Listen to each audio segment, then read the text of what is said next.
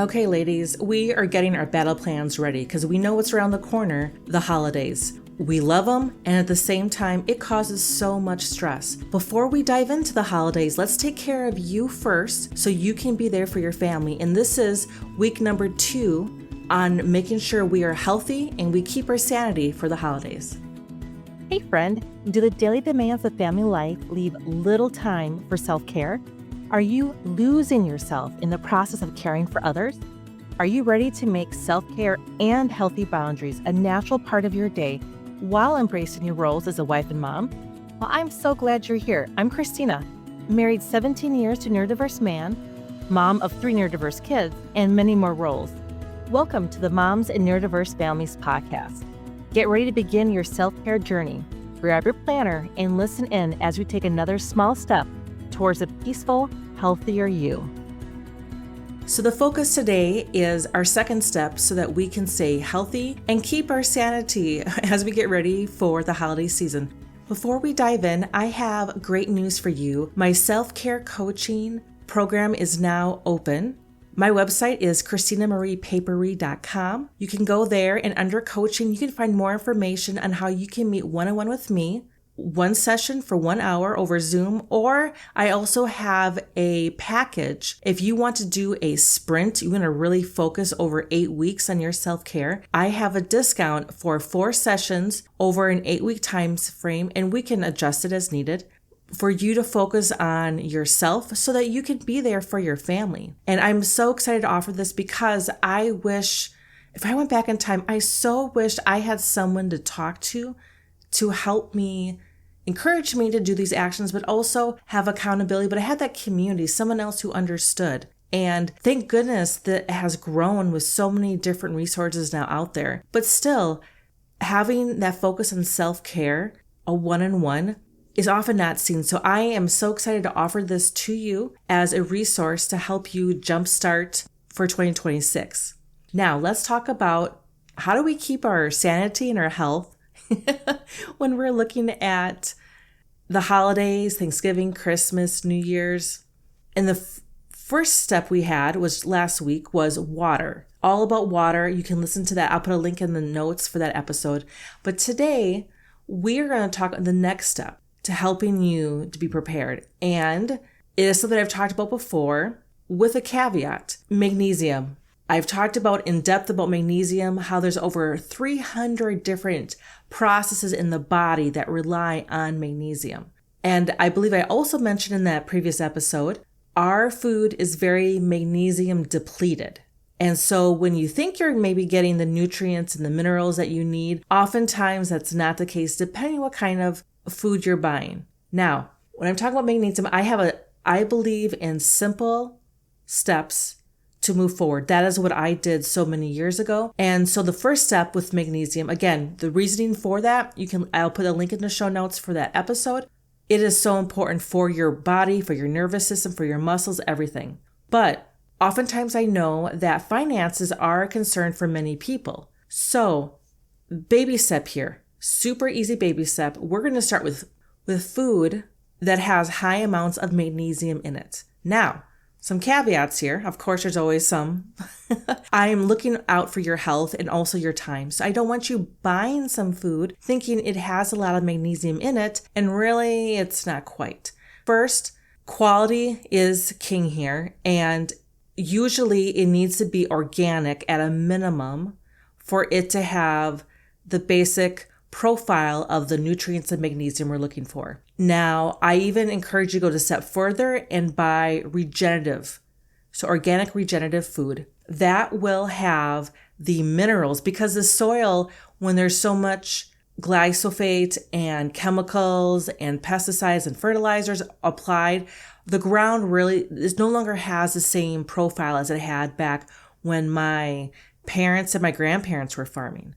So by buying food that is organic and specifically regenerative, that has the highest potential of having the nutrients that you need for magnesium. So why waste your food and your time?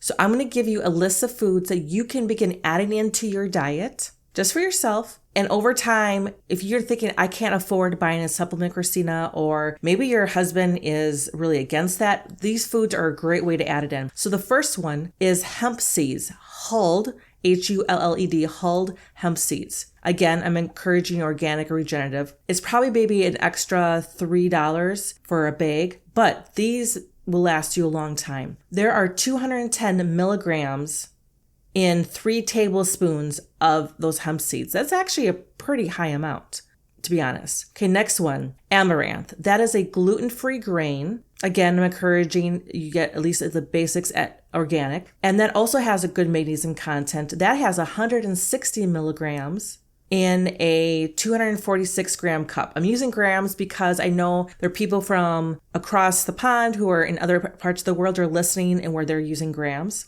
Another one is spinach, cooked spinach. I know not always our favorite, but with butter and some garlic, it can actually taste pretty good, folks. 1 cup has 157 milligrams of magnesium. Now, caveat with spinach is that spinach is high in oxalates. And oxalates is something that if you have gallstones, kidney stones, that can be an issue.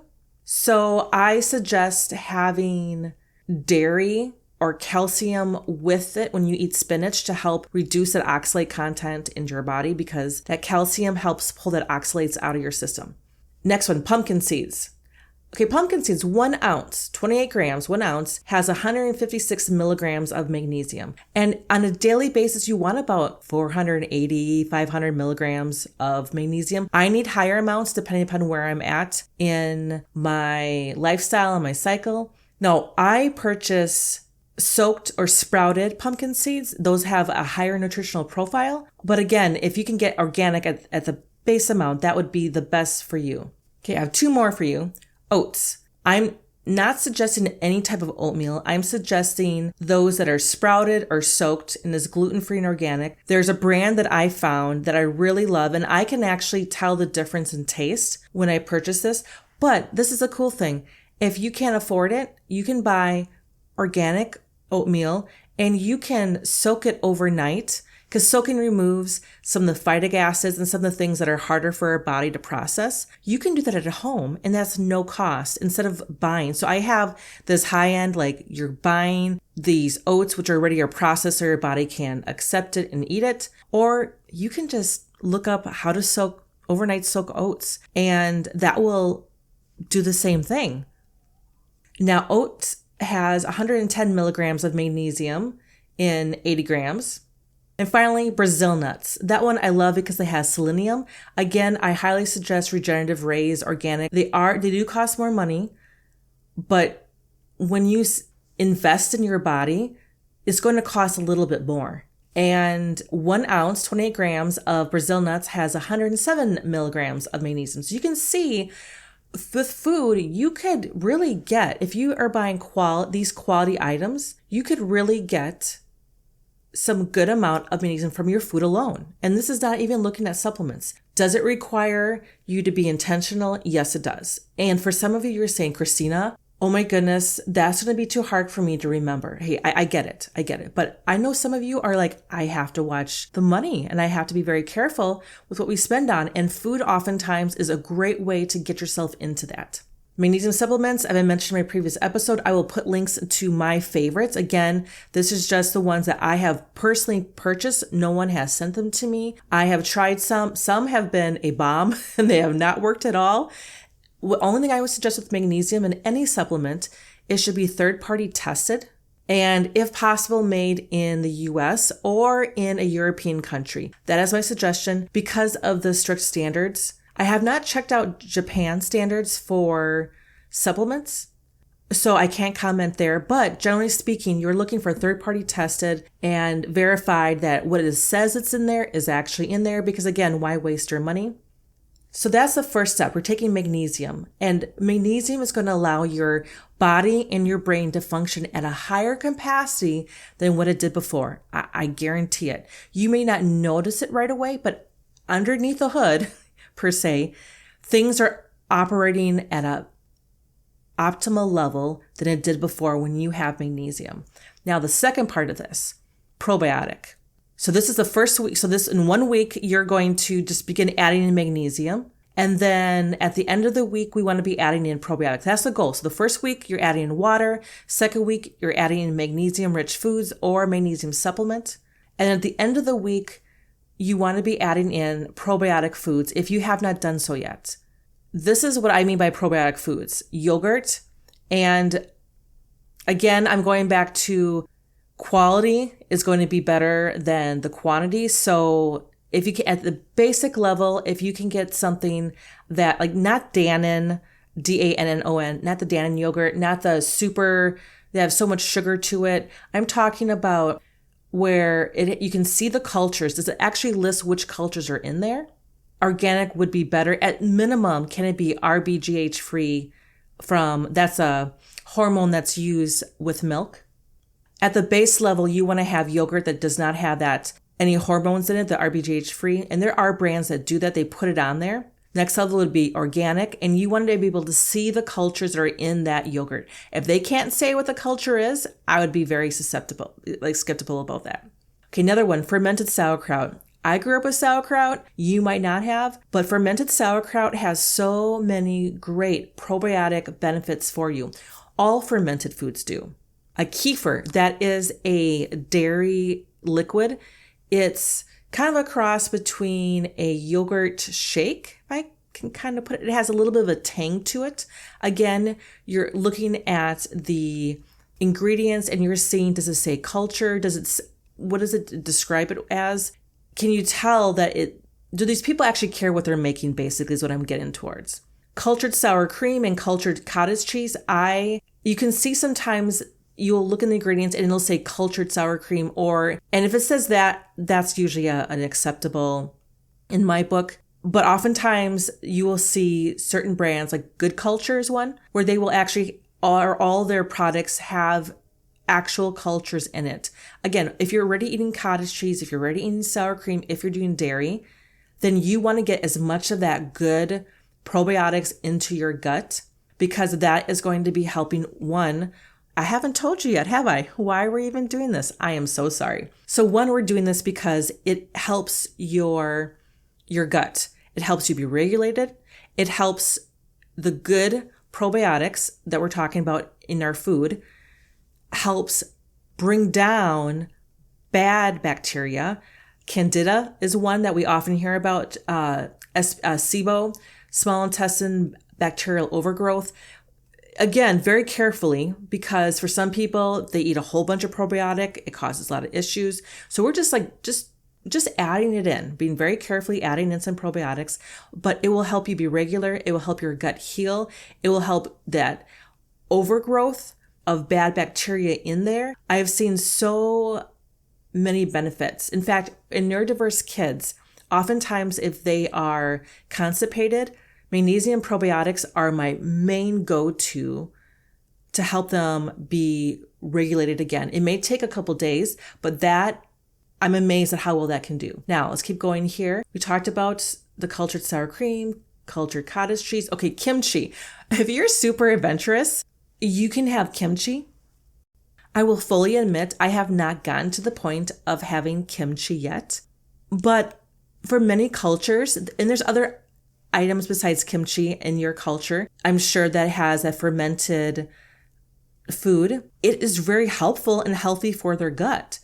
Now, another one is maybe a little bit more easier for Americans if you're just kind of diving in, is sourdough bread. Now, when I say sourdough bread, it means there's no yeast in it and there's no lactic acid in it. Those are two ways that people, especially in the store, I will see when they add lactic acid or yeast, that's their way. Basically, they're wannabes basically. They're just trying to look like they have sourdough, or they do not have a good sourdough starter.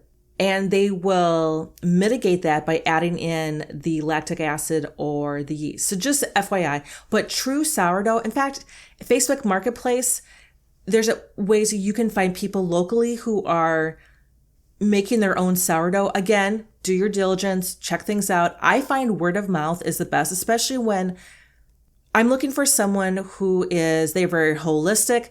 They care deeply about what they make, and they are wanting to avoid toxins. Usually the people like that, and when they're making sourdough, I have trusted interest in that. Like, yes, I believe them, versus some big corporate corporate company out there that is selling the sourdough. Again, I've only once found one true sourdough bread in the grocery store, but there are options, and you can learn to make your own sourdough too. I mean, there's so much out there, lots and lots of resources. My point being is probiotics doesn't have to cost a lot of money.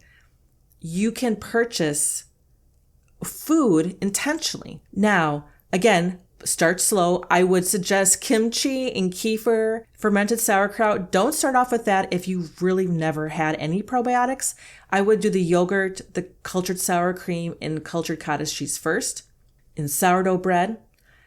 After you get used to adding in the probiotic foods, you may want to consider adding in a probiotic if you are sensing like, I'm not regular.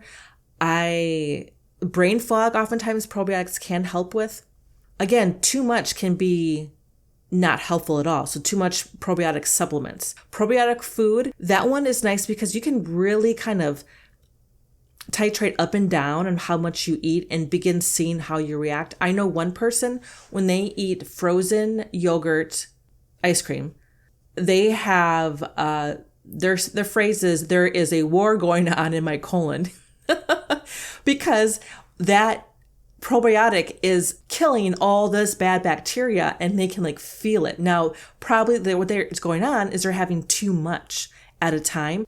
They need to slowly add in the probiotics as they decrease some of their processed foods and sugars. Like, that is what feeds sometimes the bad bacteria. So anyway, I'm going off on a tangent. I'm sorry, folks. Thanks for staying with me here in this. But you can do this with food. There's also some trusted probiotic companies that I have used and I know that have worked for me. And I want to encourage you, if you try a probiotic supplement or probiotic food and you're not seeing results right away, don't stop. The research is overwhelming how beneficial it is. You may have to start smaller in slower doses and work your way up. And I know one person who had to start very, very minuscule amount because they had so much overgrowth of bad bacteria. They had to start tiny, but you keep working on it. And over time, changes happen. Again, I'm not a doctor or a licensed medical practitioner in this area. I'm just speaking from my personal experience. But having our guts healthy is a game changer. Now, the magnesium you really need to do, I highly suggest that. Probiotics, if it becomes a war in your colon, if you have that going on, then bring it down and just have a little bit every day. You don't have to go all into the supplements. I offer the supplements as an option only because for some people, the food is too hard for them to remember, and they can get a pill organizer and they can remember taking it that way. So I know there's many different needs here because there's some people who are listening who are neurodiverse themselves. And, ladies, I get that.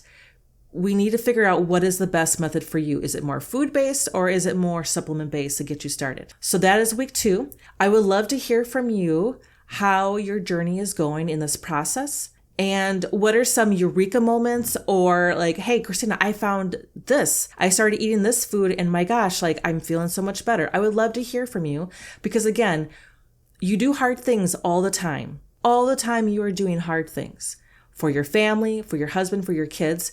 You can do the hard work of taking care of yourself. And in return, that will allow you to be there for your family even more. Thanks for being here today. Okay, ladies, we are getting our battle plans ready because we know what's around the corner, the holidays.